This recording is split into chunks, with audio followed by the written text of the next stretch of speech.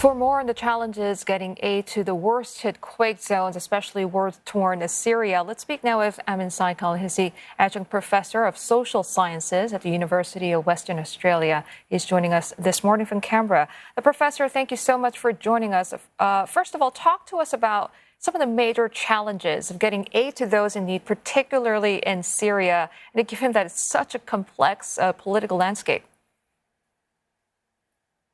Well, the situation in Syria is very dire. A combination of the earthquake and the civil war, which has been going on now for 11 years, have really devastated the country. At the same time, the Assad regime has succeeded in maintaining control over Damascus and a number of other areas in Syria. And of course, the Assad regime has been backed by Russia and the Islamic Republic of Iran.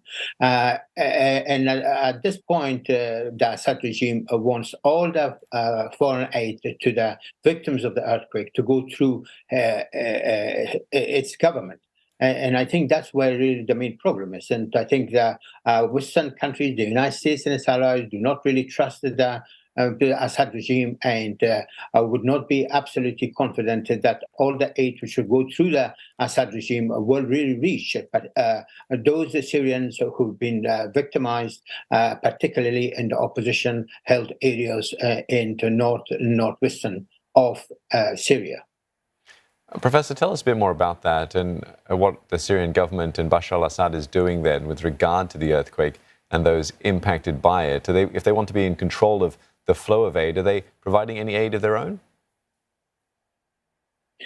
I think they are providing some of their aid of their own, and of course they will also be receiving some aid from Russia as well as Iraq, and also Saudi Arabia has promised in United Arab Emirates that they would like to really provide some aid through the Assad regime.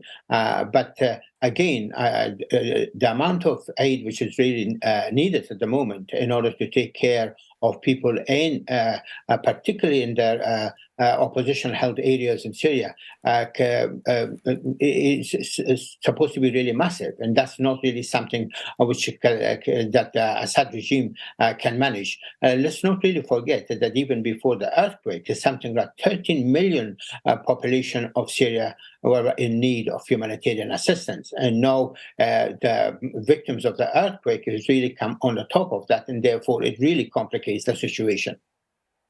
Professor, Damascus, of course, is still a pariah in much of the international community sanctioned by U.S. and EU countries. But similar scenarios have occurred in the past, such as following earthquakes in Iran, when aid and sanctions blockages were sort of temporarily set aside. Could we expect the same outcome for Syria? There is a great deal of pressure on the Assad regime to relent on this issue. And my feeling is that for the sake of Assad's the sanctity of the regime, they may have to really open some of the other border areas.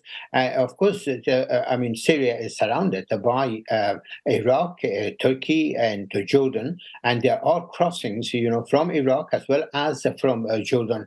Perhaps some of the aid could be really channeled through those rather than the main border crossing between Turkey and Syria, which is the Bab al-Ahwa. But the problem there is that some of the roads leading to Bab al-Ahwa are also not very good shape, and that's why only a very small amount of aid has gone through so far, and the aid workers themselves are very much in danger of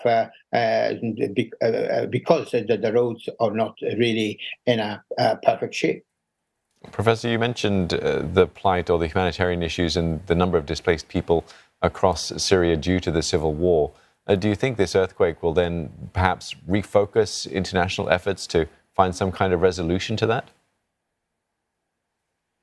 Well, I hope so. But of course, every time that an effort has been made at the United Nations Security Council to find a resolution to the Syrian conflict, those efforts have been blocked by Russia and China. Russia has been a great supporter of the Assad regime, and of course it is the Russian Air Force which has basically flattened many parts of Syria, and also resulted in killing and then displacement of a large number of Syrians. And of course, some of these people have ended up as refugees in Turkey, and now they also have become the victims of the earthquake. So I think there has to be an understanding between the permanent members of the Security Council and a united effort in order to find a resolution to the long-running Syrian conflict. But at this point, I don't see that Russia and China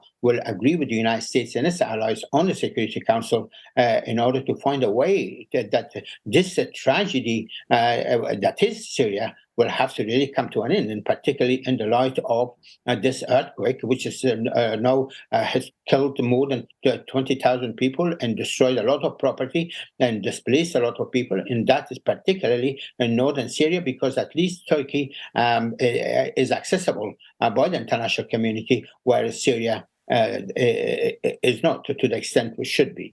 Mm-hmm. And Professor, some observers say there might be a donor fatigue when it comes to Syria due to such many of the long-standing issues surrounding the country, especially the war in Ukraine certainly not helping. How big a challenge would donor fatigue be for the country to get the aid that they need? And are there ways to address this?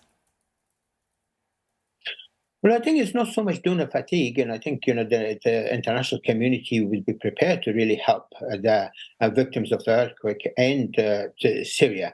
It is the main obstacle is the Syrian regime, and I think it is the Assad regime which have to really relent. And I think the Russians and the Iranians who are really supporting the Assad regime will have to really give way. And at this point, it doesn't look like it. And I think the Syrian regime has doubled down, and their ambassador at the United Nations has made it very clear that all the aid must really go to the Syrian regime. And of course, the Syrian regime cannot be really trusted by the international community to the extent which is absolutely necessary. Professor, thank you very much for your insight this morning. Professor Ayman Saikal from the University of Western Australia.